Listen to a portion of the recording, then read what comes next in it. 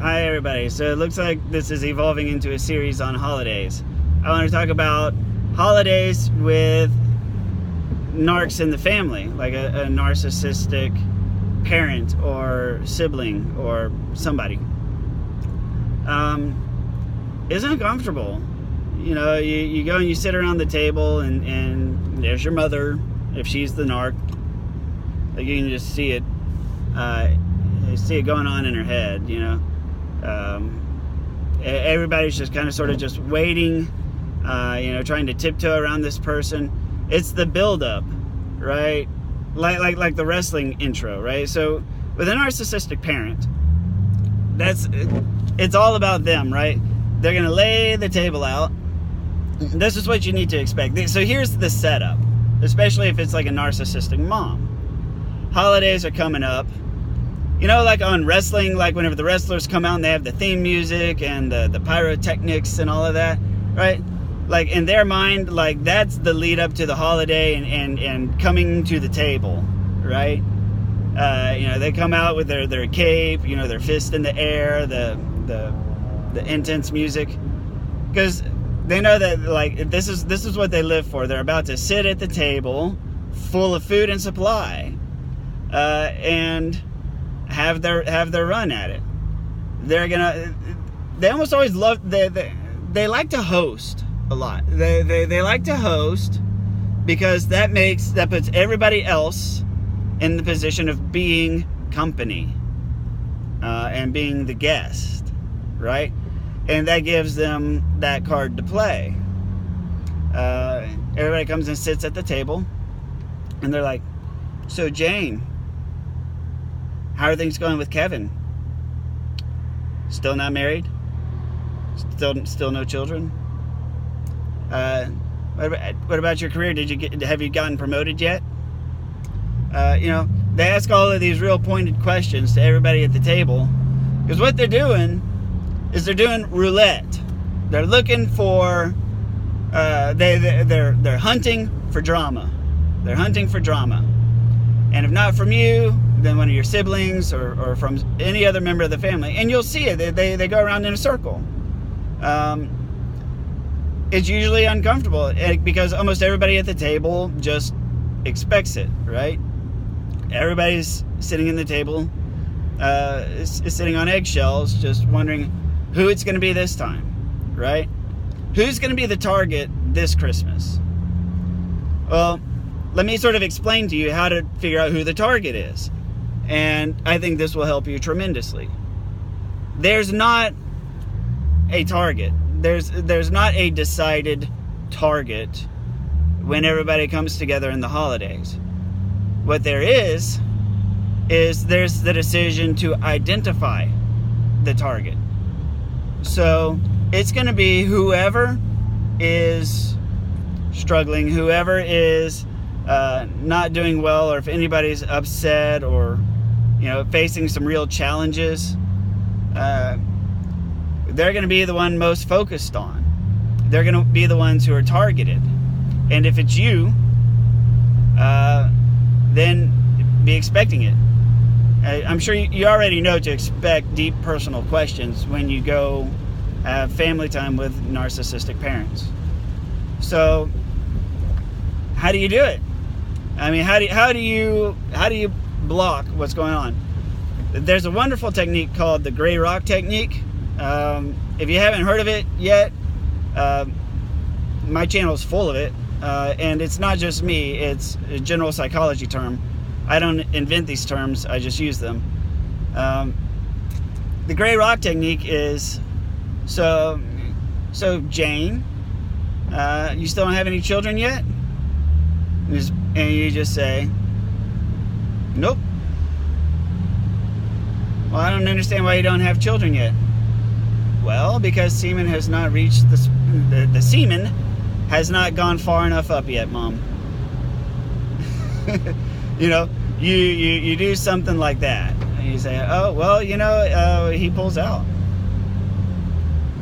And so, that is so disgusting. That is so inappropriate at the table. I was like, I mean, okay.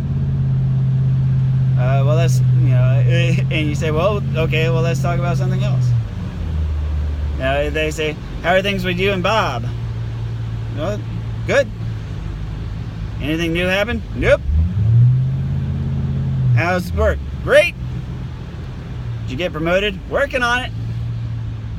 No children? Nope. Well, what's taking so long? Oh, I don't want them yet. I don't want kids. Not yet. When am I going to have a grandchild? I don't know, Mom. Why don't you pay for the test tube? I don't know. Go to the fertility clinic. If you want to pay to have an embryo made in your honor, go for it. If you want grandchildren sooner, I'm happy to donate some sperm to the cause. We can go to the fertility clinic. I can pop out some eggs. Bob can go spank it in the other room, and we can make some family soup. How about that? You got to keep it upbeat, right? You got to make it a joke, or like just neutral. You can't be like, God, why do you always do this? Right? That's it. That's the response they're looking for. Every Christmas you always ruin it. You always ruin Christmas. You always do this every holiday. That's like what they want. That's what they want. Ironically. Because then they're like, no, I don't. You always treat me so terribly. And here I am. I cooked and cooked and cooked and worked and worked and worked. Sorry, that's my grandmother's voice there. I know I already have a Texas accent a little bit. But my grandmother, she talks like this. And she goes, I cook and I cook and I cook. And everybody just treats me oh so terribly. So yeah. To get back on track, your Narc parents, they're gonna almost always host. They're gonna come to the table like a pro wrestler. And if nothing happens at the table, when everybody's sitting around on the couches digesting, they're going to come waddling in for round 2. And keep it up. And they're going to keep it up for the entire visit. So you just deflect. And if you have brothers and sisters there, deflect to them. Especially if you get together, all of you children, and plan for it ahead of time. Hey, so when Mom asks me a nosy question, I'm gonna deflect her to you, and then you deflect her to, I don't know, sibling number 3 or whoever. We'll just pass her around, right? So they come, Jane, how are things with you and Bob? Not as great as Tom with his new girlfriend. Why don't you tell her about your new girlfriend, Tom? So I'm gonna be like, I don't have one. We just broke up. But guess what, Sarah? Sarah's got something for you. And Sarah goes, yeah, I'm gay. I have a girlfriend. Right? So what you do is you pass the Hoover between all of you. Right? So everybody just sound off right away with some gray rock responses. And have the whole room go through it. Because then what you're doing is you're getting the entire room gray rocking, and that discourages the hunt. And it only takes a few of those rounds to shut them down. And they go into what I call is power save. They go into this power save mode, which is just basically, oh, I see, all right. I see everybody's against me. Okay, well, we'll just wait. I'll get you next time, right? It's like the whole comic book villain thing. I'll get you next time. And then they shut down. They go into power save, and they switch off. So the family-wide gray rock tends to work very well because it's not just you, right? Because and every family is different. Figure it out ahead of time. If Mom always picks on me about my finances, Mom always picks on you about your relationships and the lack of children. Mom always picks on you for your career or your career choices. So, let's just get it all out there. Hell, if y'all do it right, everybody show up at the door and be like, Hi, Mom, how are you doing? I still don't have any children, and Bob and I are doing terribly, and I don't think there's a future. Where's the wine?